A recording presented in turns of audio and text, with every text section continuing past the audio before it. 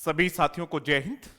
मैं आपका साथी डॉक्टर अशोक शर्मा एक बार फिर से आप सब लोगों के साथ। आप सब लोग बहुत वेट कर रहे थे, आप सब लोग बहुत कॉल मैसेज भी कर रहे थे कि sir RPSC second grade English का जो एग्जाम हुआ है इसकी संभावित कट ऑफ क्या है, यानी क्या लगता है कि कितने नंबर तक के बच्चों का सिलेक्शन होना चाहिए। तो आज का ये जो वीडियो है ये उसी पे है।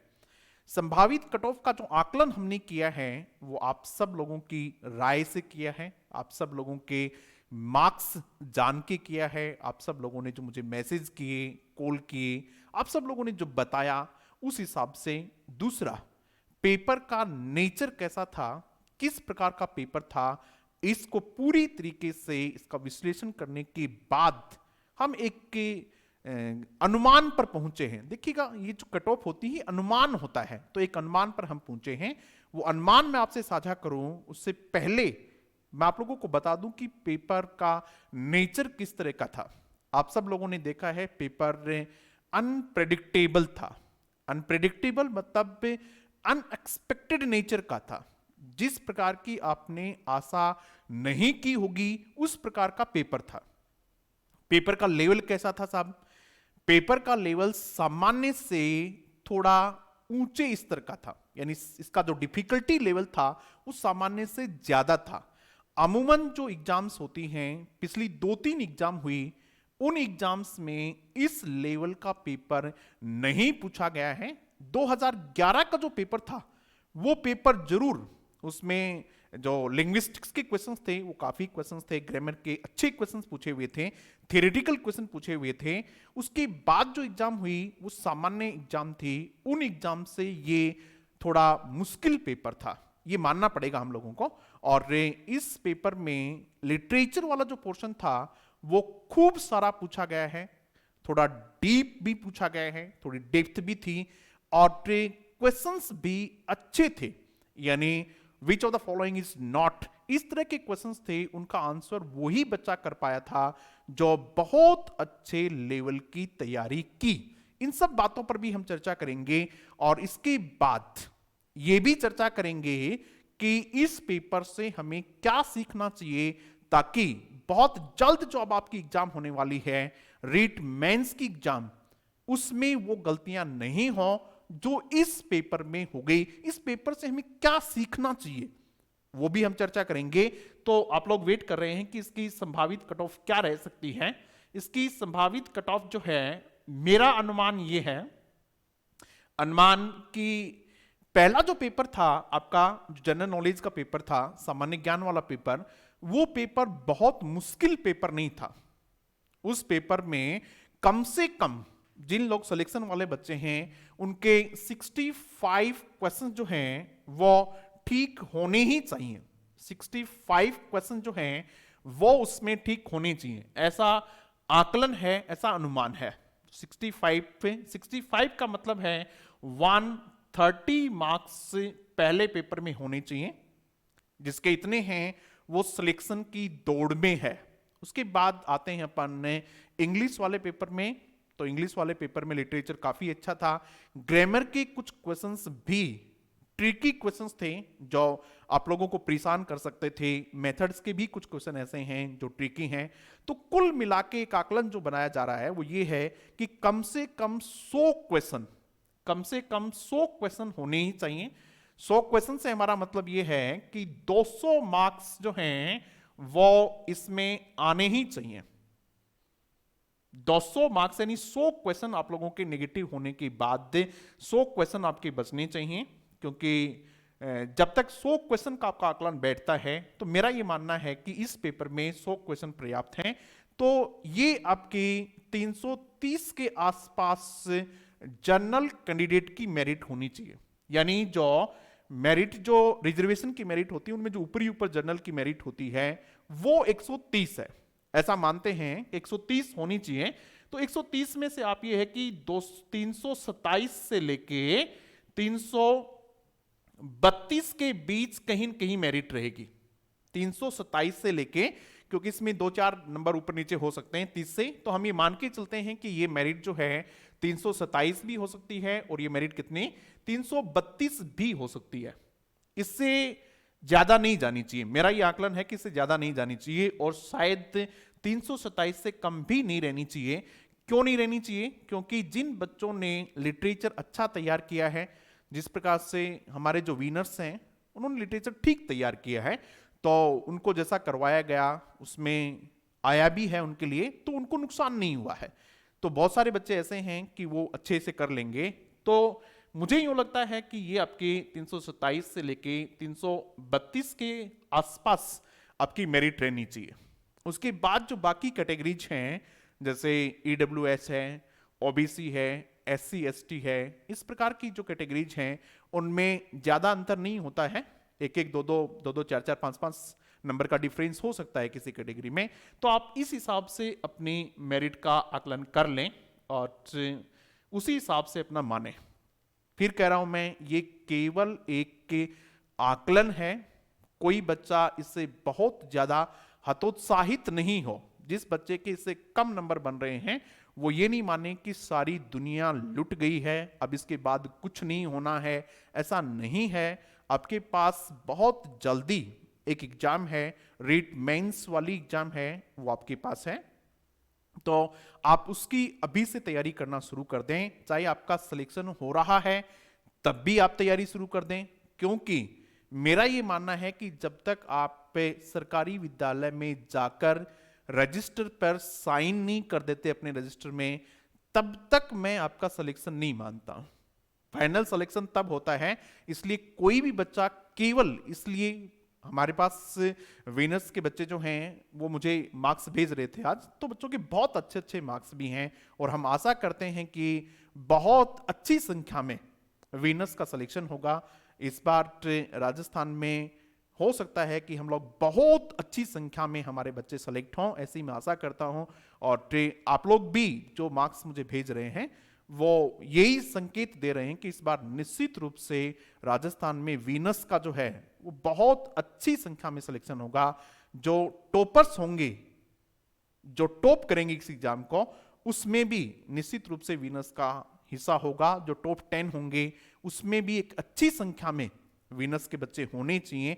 जिस प्रकार के मार्क्स आप लोग मुझे भेज रहे थे, तो मैं उनको भी ये कह रहा हूं कि जब तक कि आपका रजिस्टर में साइन नहीं हो जाता सरकारी स्कूल में, तब तक आप ये नहीं मान के चलें कि आपका सिलेक्शन हो गया है। इसलिए आने वाली जो एग्जाम है रीट मेंस, उस एग्जाम की आप बहुत अच्छे तरीके से आज ही गंभीरता से तैयारी शुरू करते हैं।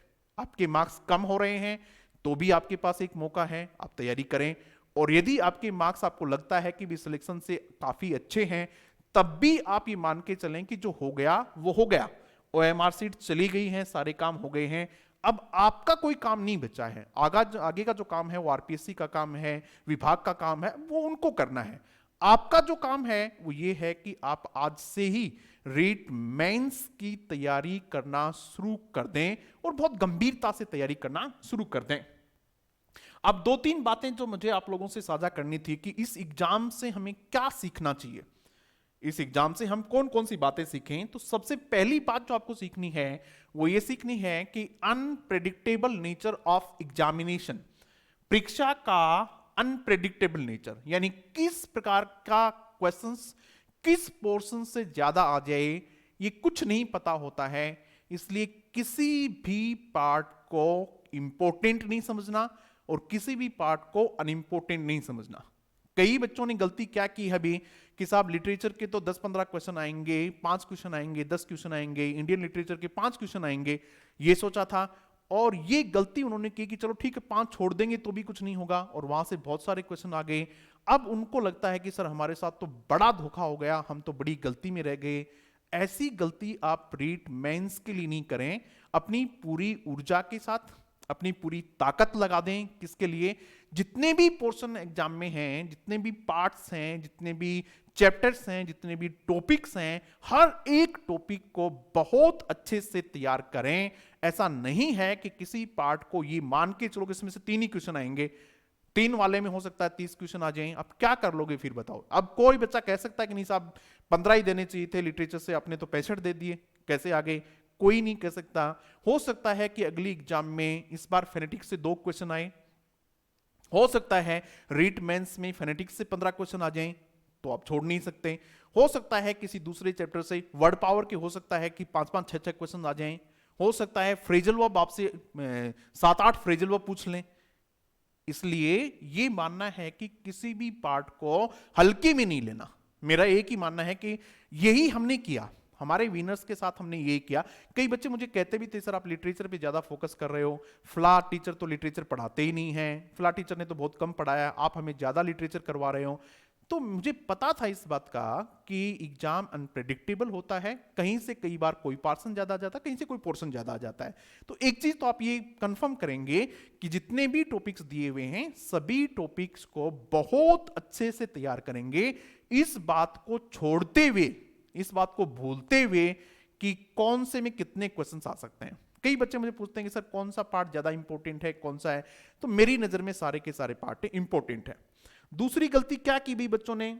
दूसरी गलती ये की कि साहब हमारे पास कंटेंट तो था, मैं अपने बच्चों की बात कर रहा हूं विनर्स की, कि विनर्स को हमने, देखो लिटरेचर हमने इतने अच्छे तरीके से करवा दिया था कि ऑलमोस्ट सभी क्वेश्चंस 65 क्वेश्चन जो आए हैं उसमें से 57-58 क्वेश्चन जो हैं वो एग्जैक्ट कि लाइन टू लाइन आप लोगों को दी हुई थी मेरी। आप जानते भी हैं, सभी विनर्स आप सुन रहे हैं तो आप इस बात से सहमत भी हैं। और लेकिन क्या कहा उन्होंने कि सर हमने ठीक से इसको तैयार नहीं किया। कंटेंट था हमारे पास लेकिन मेरे पास समय नहीं था, मुझे लगा ये इंपॉर्टेंट नहीं है, मुझे लगा ये ऐसा नहीं है, मुझे लगा कि वहां से ये चीज बताई जा रही मैं वहां से देख लूं, उस वजह से सर हम उसको ठीक तरीके से तैयार नहीं करके गए। और बेटा कंटेंट कोई कितना भी दे दे, अल्टीमेटली जब तक वो तैयार नहीं होगा तब तक वो कोई काम का नहीं है। भाई यदि कंटेंट आपके पास है लेकिन आपने उसको तैयार ही नहीं किया तो फिर क्या काम का है वो? भाई एग्जाम में तो तब काम आएगा जब आप एग्जाम में उसको यूज कर लोगे।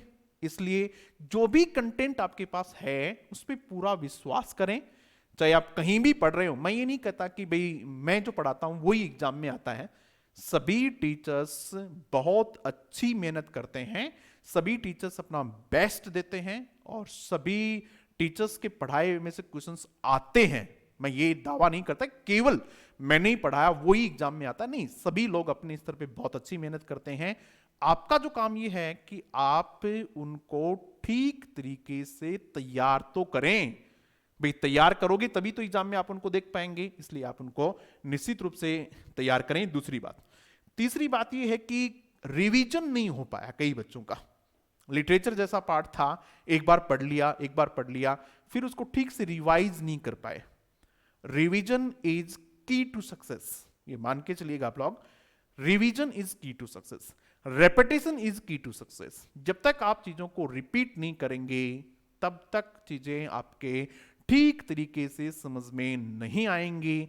कोई टीचर कितना भी अच्छा पढ़ा देगा उसके बाद भी बेटा आप लोगों को ही पढ़ना पड़ेगा। कोई दूसरा आदमी क्या कर लेगा बताओ?